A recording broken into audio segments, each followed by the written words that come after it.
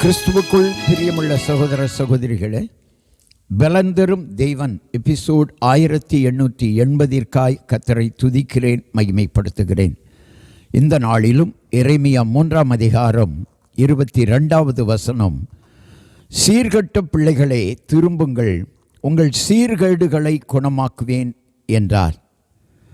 இதோ உம்மிடத்தில் வருகிறோம், நீரே எங்கள் தேவனாகிய கர்த்தர்.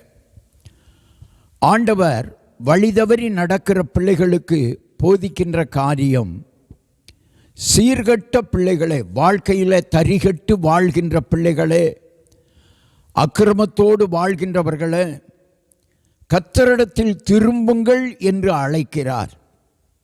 உங்கள் சீர்கேடுகளை குணமாக்குவேன்.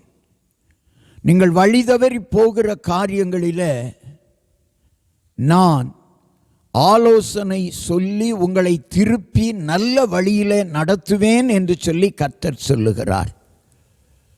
ஒருவேளை பொல்லாத வழிகள் உங்களுக்கு விருப்பமாய் இருக்குமானால் கூட அந்த வழிகளை விட்டு திரும்புங்கள்.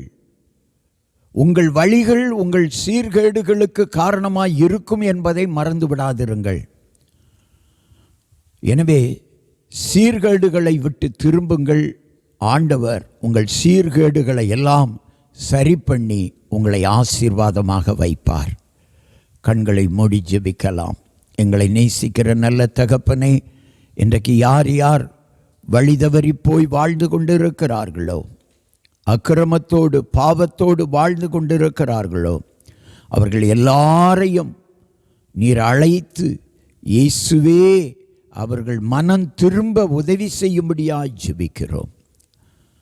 ஆண்டவரும் உங்களை அழைக்கிறார், என்னிடத்தில் திரும்புங்கள், நான் உங்கள் சீர்கேடுகளை குணமாக்குவேன். உங்கள் சீர்கேடுகள் சரி பண்ணப்படும். நீங்கள் நல்ல வாழ்க்கை வாழ்வீர்கள், பரிசுத்த வாழ்க்கை வாழ்வீர்கள். இயேசுவிடத்தில் வாருங்கள், பரிசுத்த வாழ்க்கைக்கு அவர் நடத்துவார். இயேசுவின் நாமத்தில் ஜெபிக்கிறேன் பிதாவே, ஆமென், ஆமென்.